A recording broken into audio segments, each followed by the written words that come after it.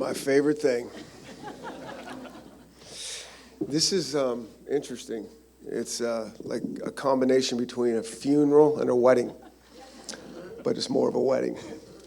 So, I just want to start by saying how appreciative and grateful I am of these last 6 years. You come over here and you don't know exactly what you're getting yourself into, but it was really everything I hoped it would be. The support, President Kelsey, Jen Cohen, second to none. You hear things from the outside and you hope and you know about the great Husky fan base, and none of that disappointed. It was awesome. I learned so much. The connections that I made with the players, people in this community have been game-changing and life-changing, and it's been awesome. But, one of the things that I've always felt that I've been fairly intuitive with is when to go and when to stay and when to change. And I felt very strongly that this is the right time for me personally to make a change.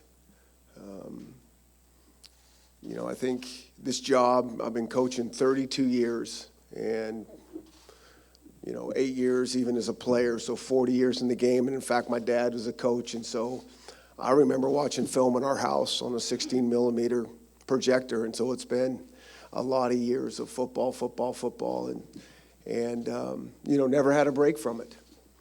And so I think when, you become a head coach too, these years can become very heavy.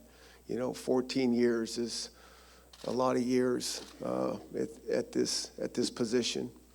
And there becomes a lot of, frustration and anxiety and stress, and some of the excitement and positivity and optimism can kind of be pushed away.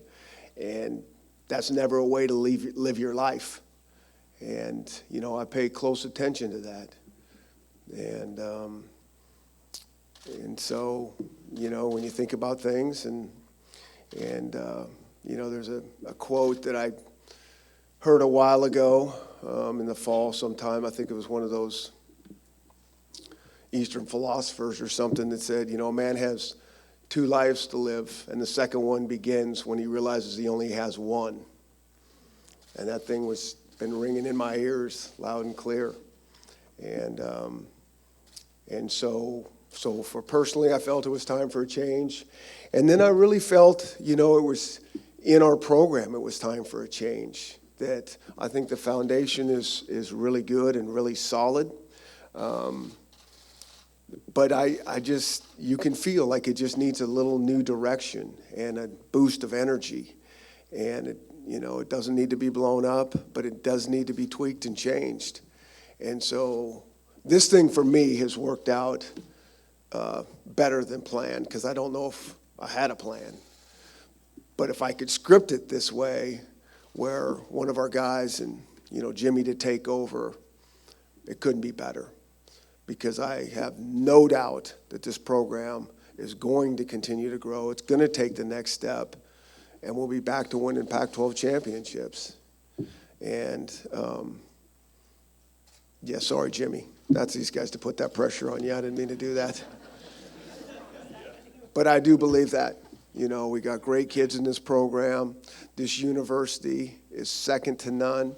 I told our young players yesterday that I know a lot of them were looking at me in shock, and, you just got me to come here. And the one thing that I do not feel bad about is getting those guys to come here, because I think this program is second to none. I think this university is second to none, and I think that about this community. And then who's taking this program over, it's only going to get better.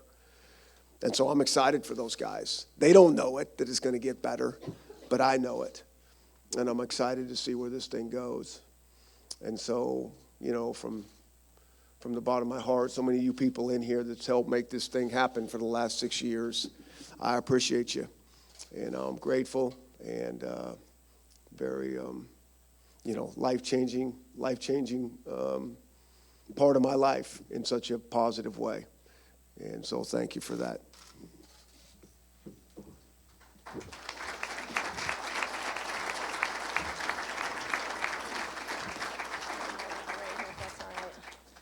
right, so first of all, thank you for being here today and coming last minute. Obviously, it's a little bit different of a press conference for us, so bear with me because I want to share some thoughts about Coach Pete before I introduce Jimmy.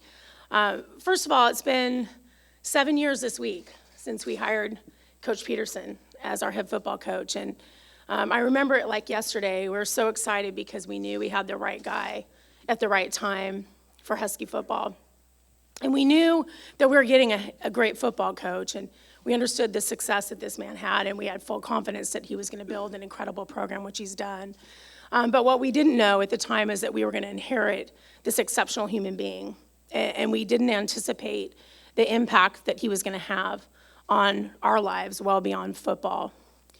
Some of you in this room only see this guy as a football coach. But for those of us that have had the opportunity to work closely with him, we see him as so much more.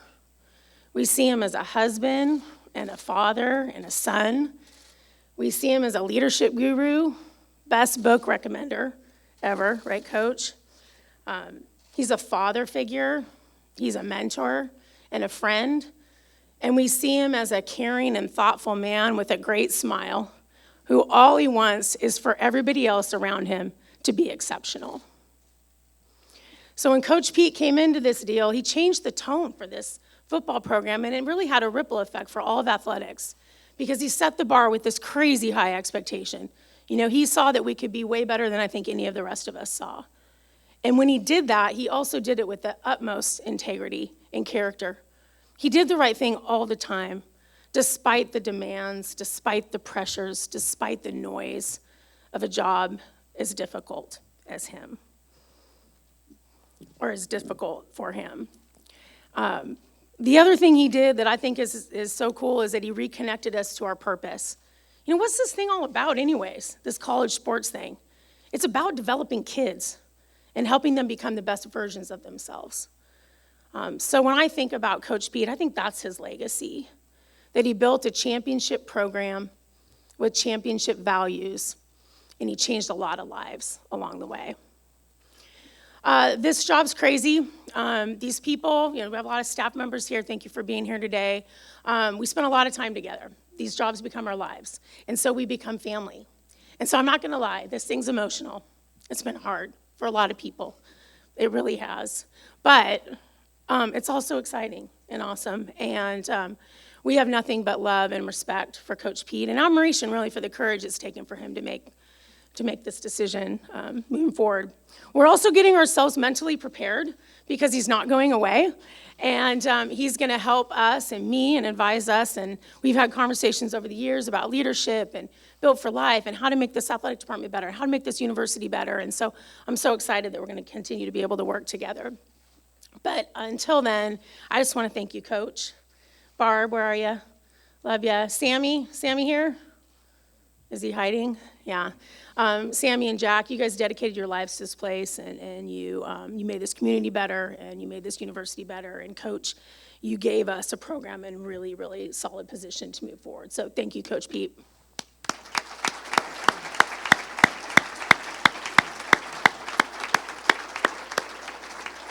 Appreciate you.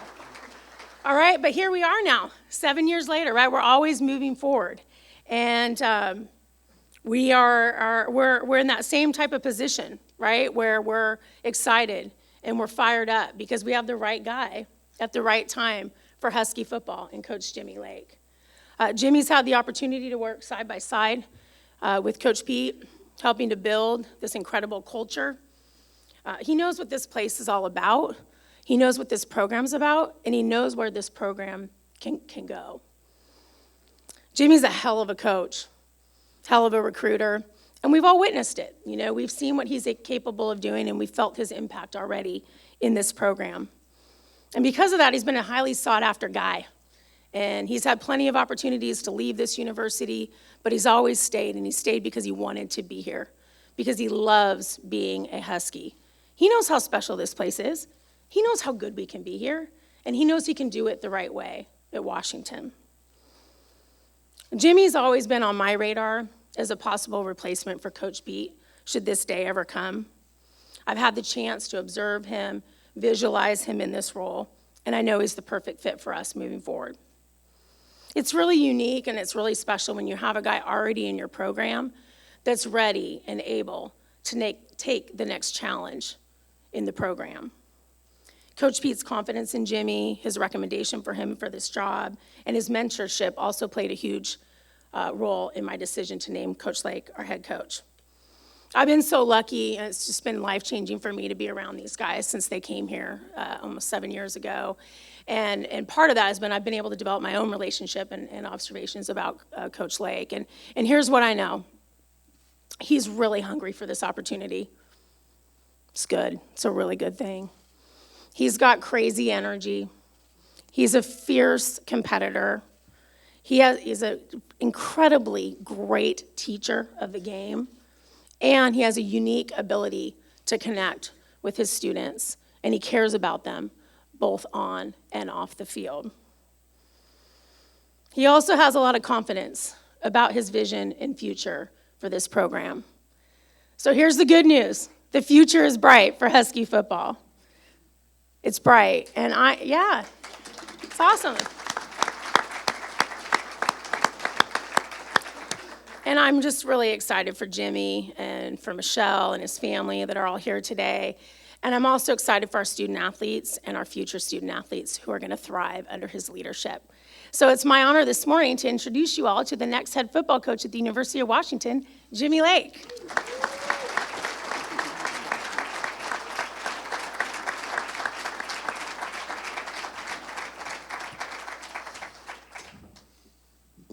Well, good morning. First off, I want to thank my family, my wife, Michelle, my sons, Jimmy Jr., Bronson, my daughters, Faith and Jenna. There's no way we are here without you. This has been an incredible journey, and this wouldn't have happened without you. I love you. I want to thank President Kause, Jen Cohen, the administration for entrusting this opportunity to me to lead this glorious football program. And I want to thank Chris Petersen, who's been a mentor to me, who's been a friend to me, and will continue to be a friend and a mentor to me as I move forward in this next journey. And really it begins there. It begins, the pursuit of being a head football coach began when I joined Chris Petersen's staff at Boise State. You know, way back when, I thought I was going to own a business somewhere. I got a business degree at Eastern Washington University. I was talked into coaching. And I was like, okay, you know what? I'm going to try to be the best defensive back coach I can be. Made it all the way up to the National Football League. Bounced around as coaches do. And my last stint in Tampa Bay, our head coach was fired and our whole staff was released. And I had always had just a tremendous fondness. I just loved the way Chris Petersen's programs looked on the football field. They always looked like they were having fun. They always tackled well. They always looked like they were in position. And we would evaluate their players in the NFL and go, wow, there's something crazy going on with this Boise State football program. And I wanted to go see what the secret sauce was all about. I was just like, man, there's something about Chris Petersen in this program over at Boise State, and that's when they were winning Fiesta Bowls and going 11-0, 12-0. And fortunately, I was able to work with him. He hired me as the defensive back coach, and it didn't take very long for me to figure out what the secret sauce was. His Built for Life program is unmatched and unreal, and it is for real. He truly cares about his players on the field, but even more so off the field.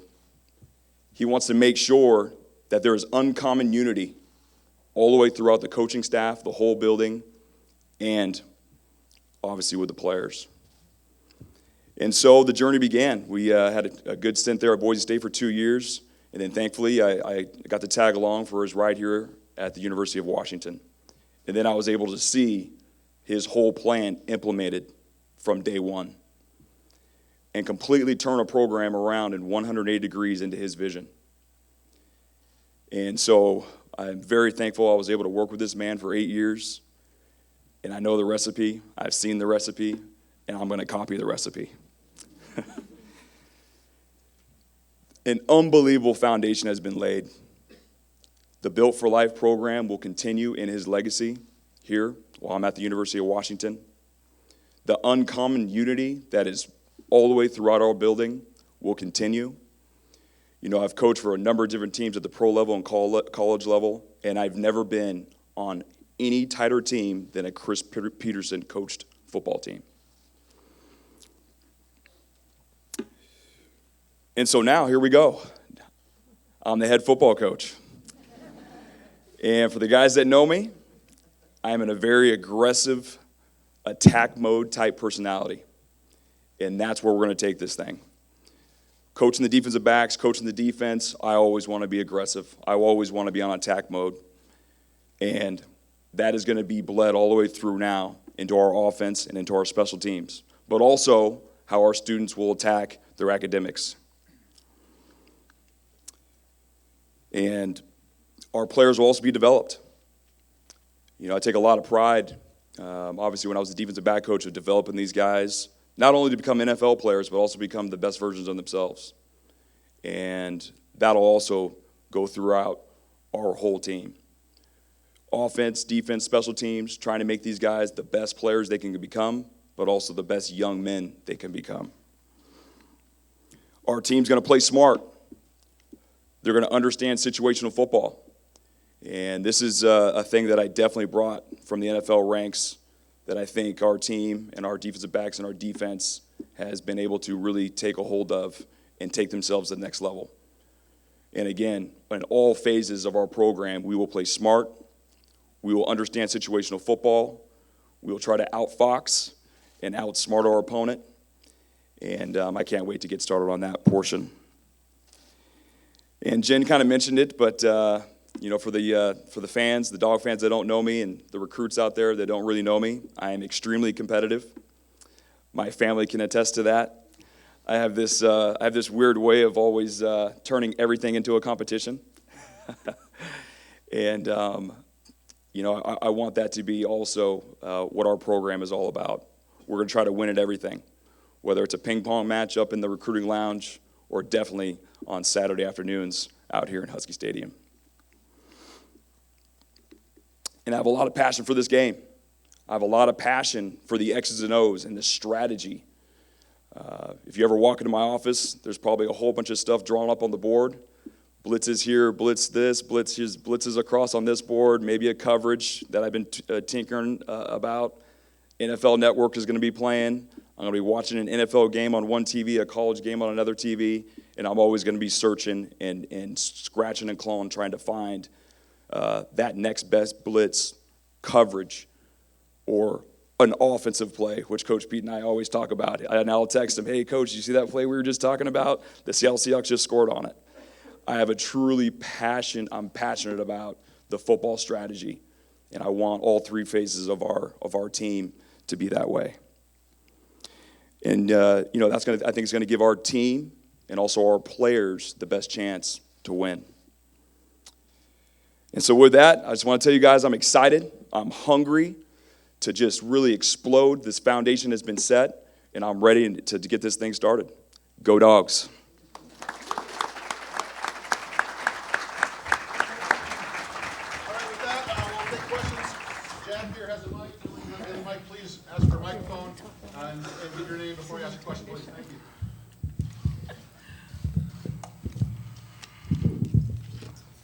Larry Stone, Seattle Times. Jimmy, Jen mentioned the opportunities that you had to leave. Was the reason you stayed for this day, and did you and Chris ever discuss that this transition might take place? You know, the reason I stayed is the culture that he built. You know, at the beginning of my career, I bounced around a lot like a lot of coaches do, you know, climbing the coaching ladder. And being in the culture that he has created, where our coaches get along, our players get along. It's a culture of excellence where we're all striving to be the best version of ourselves. And I've been on a lot of staffs where it is not that way. And there's a lot of staffs currently right now that they know it's not that way. And I know I just had a golden opportunity to stay with this man. And it would have to take an unbelievable job for me to be able to leave here.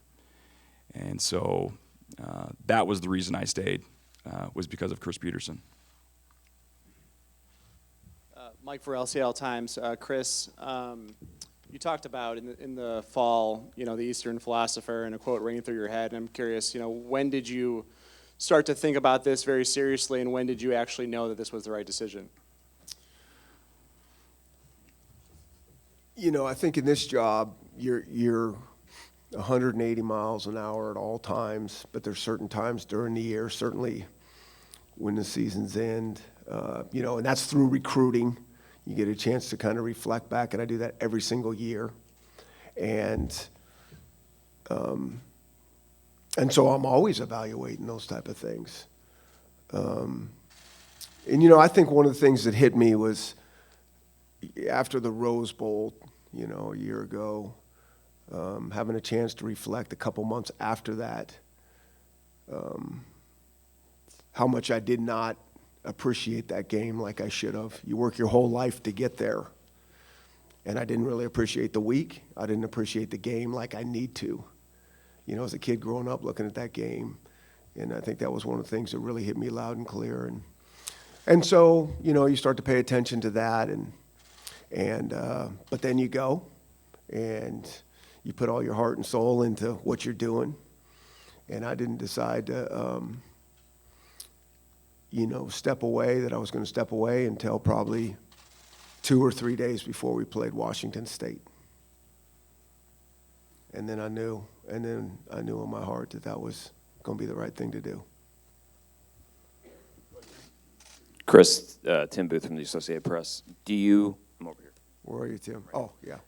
Do you think you'll coach again? Yeah, so I'm not falling into that trick question, Tim. No, I'm definitely never going, I know how that goes. You see all these coaches say that, and then 2 years later, they're back. My whole plan is to get rested, to get recharged, and get redirected. Like, the one thing I know is that I'm not ready to do nothing, and I just got to figure out where all this energy and this passion and inspiration goes. And I don't want it to be on the football field. And I'm excited to see where this whole thing takes me, because I do have a lot of thoughts and ideas and, passion for helping others. I've been through so many things in this business, so many things that I think I can help other people in this business and maybe outside of it. And I have a lot to learn as well. Like, I'm excited to really go learn some things that I haven't been able to figure out in my mind as well as I would like to. So that's where I am right now. And we'll just see where this goes. Chris, Dave Softy Mahler, KJR Radio. Were there certain things about this job in this city that made the coaching thing harder for you as opposed to what you dealt with at Boise State? You know what? In a lot of ways, it made it easier. And I said that before, that I was so surprised. I mean, we love Boise and being over there, but it's a small place. And so everywhere you go, everybody knows about, Boise State football and the coach. And, those of you that know me, that's not really my style. And so when I came over here in this big city and walking around, and there's I think about 4 million people that don't even know football happens here, even with the Seahawks and Huskies being here. And I loved it. And so in some ways it was easier, in terms of that. In some ways it was easier because of the resources that we have here. I mean, I can't say enough to Husky Nation. I mean, this is one of the main reasons I came here, because of this stadium and the greatest setting and what it looks like on Saturdays when it's packed. And I have more respect for them this year than ever before, because we didn't win the games, all the games like we have and wanted to, and they still showed up. And that's what I'm like. This place is unbelievable, and it's going to continue just to get better. Michelle Ledka, Q13 Fox. Sorry, I don't know how to work a microphone. Chris, This new role that you're going to be taking, will it be specifically with the football program, or do you hope to use it across all aspects of the athletic department? Great question. I think we're trying to figure out. I don't see it being very involved with the football program. Jimmy and our boys, they got their plan and they're ready to roll. And the last guys they need to be hearing from is me. And so, Jen and I will figure out exactly how I can help whoever around here. I just really, there's so many things that I'm opinionated about and passionate about that aren't always right, but I got strong opinions on, that now I can't wait to tell everybody. And we'll just see how that goes. Lauren Kirschman from the News Tribune. Jen, how quickly after you were told did you know that Jimmy was the right choice, and what made you sure that you didn't need a search, that you already had the guy? Yeah, great question. So when you're in this job, you're always prepared for a transition, always. That's how this industry works. So, just like Coach is always evaluating how he's doing and how he's feeling about his work, I'm doing the same thing about this program. What's the state of the program? What do we need for this program? So that when something like this happens, you're ready to go. So I've been thinking about Jimmy for a long time. There was no plan. Chris didn't, give me enough hints that we were getting to this point. But I always expected something like this. And so I think that there's a lot of different ways you can go and when you hire a head coach. And I think it always starts with the profile and what you're looking for. And I had an idea of what that profile would look like and what this program was going to need if he left. And the amazing news is that Chris left it in such good condition. And when you have cultures like that, it's incredible if you can actually find somebody in the program to then take the next step. And the person in the program has to have some skills and talents that in many ways are a little bit different to then build off of something and make it even better moving forward. And so to me, it was just obvious, that we had the guy right here in Jimmy Lake. So, we worked quickly, and but it wasn't a quick decision because I've been thinking about it for a while. Christian Capel from The Athletic. Chris, being that you knew the Apple Cup was going to be your last game, I'm curious if that day was any different for you, if you took time to take it in a little bit more, and just kind of what that whole day was like, winning the game and everything, and also who else knew it at that time that was going to be your last game? My wife knew.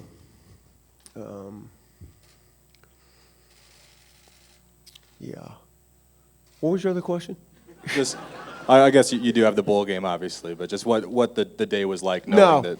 It's the same. I mean, you're just so focused on playing your best and hoping your guys put their best foot forward, and that's such a big game that, I really wasn't nostalgic and walking through and looking at the blades of turf and the people up there. I mean, I don't know, I just go. And so, it was, I will tell you, before the game, I'm talking to Mike Leach, and he comes up and says, "Hey, how much longer are you going to do this?" And I'm thinking, oh my God, this guy's a mind reader too. We're in trouble. And so I'm like, we got a good plan today because this guy's honest. But, that was that kind of loosened the mindset for me a little bit. And as always, we had a great talk. And, I loved this talk after the game even more than our talk before the game. Chris, kind of one for Chris, one for Jimmy. You mentioned there's some things that you're passionate about.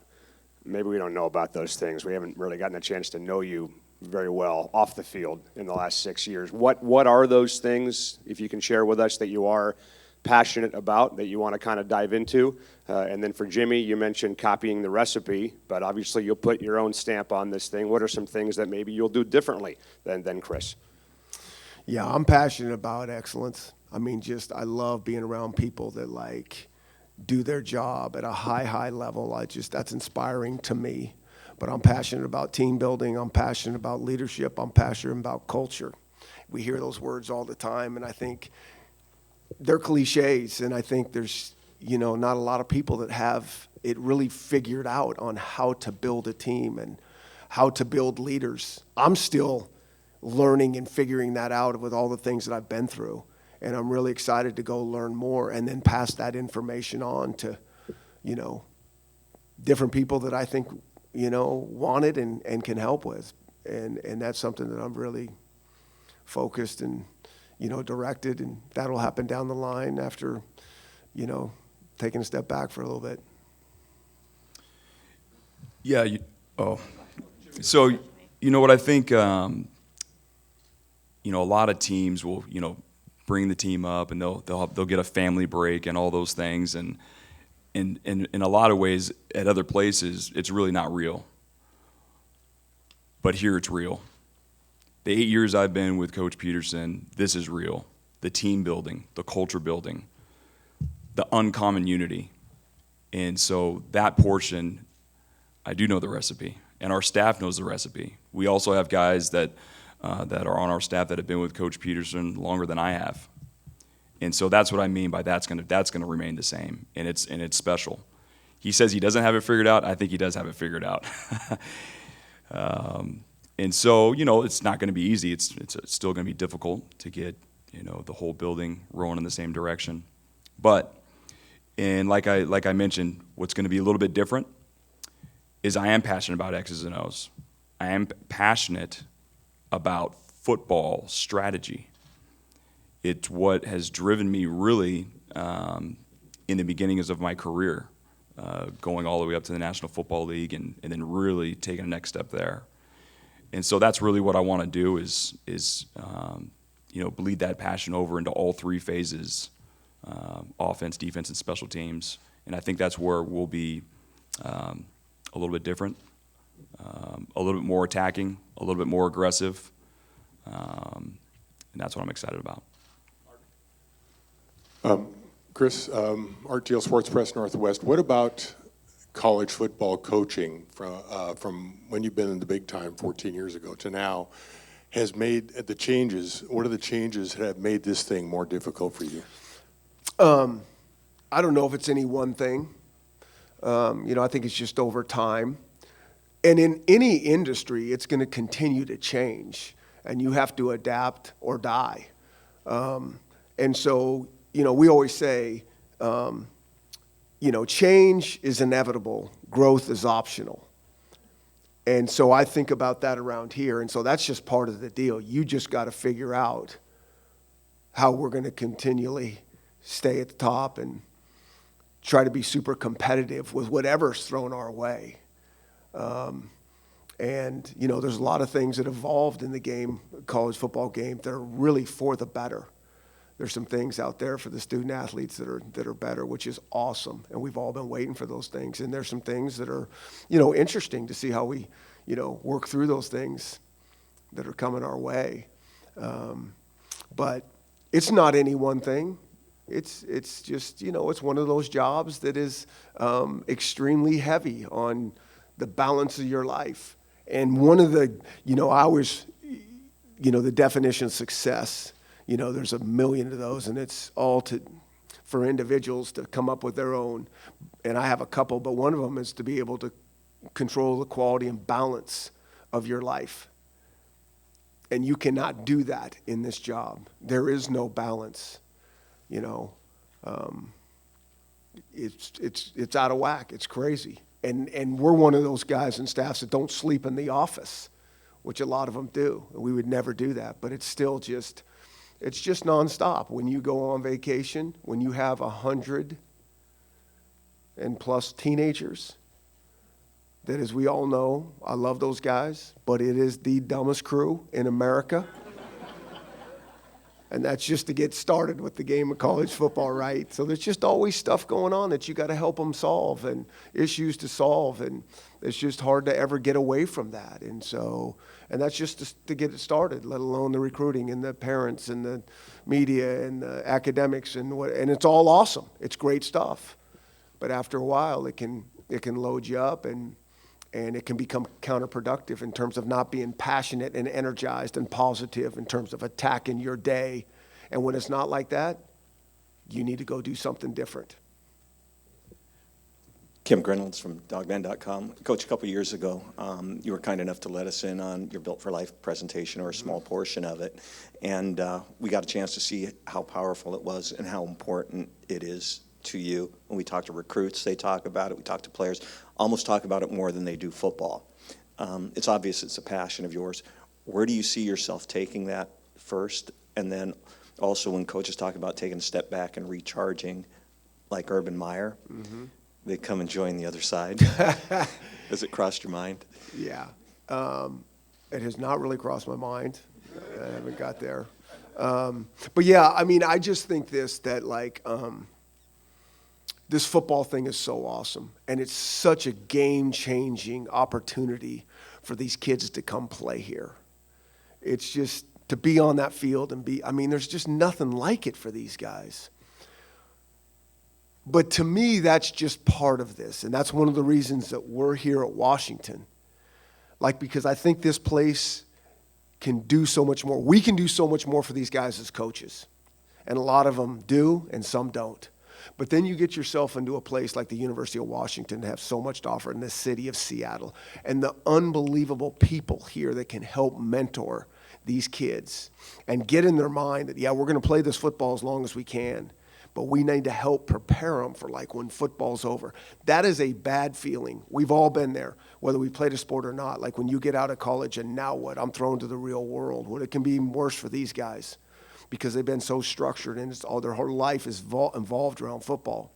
And for us to just be here talking about football, it would be ridiculous that if we can still be having an elite football team and do unbelievable things. But that's just part of what we can do for these kids. And so call it whatever you want to do it, but it's helping prepare these guys for the future and really pound this into their head. And Jimmy will do it all here. And that's the beauty of coming here to Washington. You can have it all with these coaches that are going to continue on with how can we help these guys?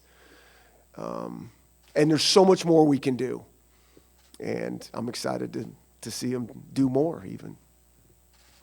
Hey, Jimmy. Masvita Moreira from CascadiaSports.net. You're the second African-American head coach at this university. What does that say about the values of this university and then the opportunity it provides for you? Yeah, great question. And going back to the previous question, that's another huge reason why my family wanted to stay here. We love the city of Seattle. It is an unbelievable place to raise a family. It's diverse in all different types of ways. It's a forward-thinking city. It's a smart city. And that is another reason why I wanted to continue living in this city. And my family wanted to stay here. And so, yeah, it's obviously a big deal. I've received a lot of texts from, coaches that I've worked with and coaches that I have not worked with. And they're very proud, and I'm definitely very proud. Chris, I'm curious, when you're around a guy like Jimmy for 7, 8 years, however long it's been, at what point did you know or did you feel this guy is capable of something like this, and what really sold you on that? Yeah, I don't know when that point is. I've just been around Jimmy for a long time, and he just has all the qualities that you would like for somebody to lead he's really smart. He's super competitive to a fault sometimes. And that's awesome. Because you need that guy in there when things aren't right. Like putting the gloves on and it's like, let's go. And so that's awesome. And he's a really good person. And he's great with people and all those things. And, everything that he's talking about that he's all about, he's a wonderful teacher and coach. Nobody knows how these things go. You don't know. But if it was ever stacked up to okay, this guy needs a chance to roll, I've never seen one that's, more prepared and ready that hasn't, actually been in the chair. There's no doubt. Jimmy. Elise Woodward with IMG. Back here, Coach. over here. Coach, you talk about your advisory role. What advice do you give Jimmy as he steps over to the head job? You know, I've given all these guys so much advice. That's what I'm saying. They don't need to hear any more advice from me. I mean, I think they're pretty happy to see me like, yeah, go give that advice to somebody else. We got it. So, yeah, I don't know, after a while and this thing wears off, I think about my poor wife. She's not going to want to hear my advice either, It's like I don't have anyone else to talk to. But, I do want to say, Jimmy started with his family, and I didn't because I'd start crying. Two more. I'll take Dave and Josh.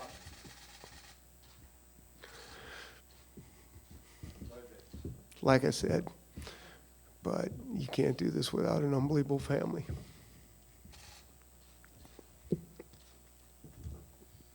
Next question. Jimmy, your staff, and I guess Jen as well, how much autonomy does Jimmy have over his assistant coaches, and what's your plan for your offensive coaching staff moving forward? Want me to go first? Yeah, sure. Just our head coaches have the opportunity and the responsibility to run their programs how they choose. So our job is to support them in the decisions that they make. And thankfully, this obviously just happened and surprised a lot of people, including myself. And so we have a couple of weeks to figure all that out. We're going to get through the bowl game. Everything right now is going to remain the same. I mean, Coach Pete is still going to lead us through the bowl game. We're going to try to send him out the right way. And, we'll have time to figure all that out, and we'll make those decisions after the bowl game. Josh Kirschman on Daily UW over here. I was just wondering when you told the players and they heard the news, if there were any reactions that surprised you or what came about with that? Yeah, that was a hard day yesterday. And no, I think, I think a lot of them were extremely surprised and probably didn't know what to say. And so they're all digesting this thing. But I want to go back to, what I said before. Like, if I thought that this was going to set us back and not move us forward, I would have never done this at this time. Like, I wouldn't do that to this program. And I know that I could stay here and fight, and we would get this thing back to where everybody's excited and comfortable with. But I have no doubt this is the better thing for these kids and this program and this fan base, for Jimmy to go and inject his vision and his energy into this. And I think it's gonna reignite those players. They don't know it right now. They don't know what they don't know, but I do. And so it's gonna be a good thing in the long haul, in the big picture. And so they'll work through it. And, Jimmy and I were talking. I mean, the best thing for those guys is when they come back on Friday and we get to go practice with them a little bit and get back to what we do, and things will calm down.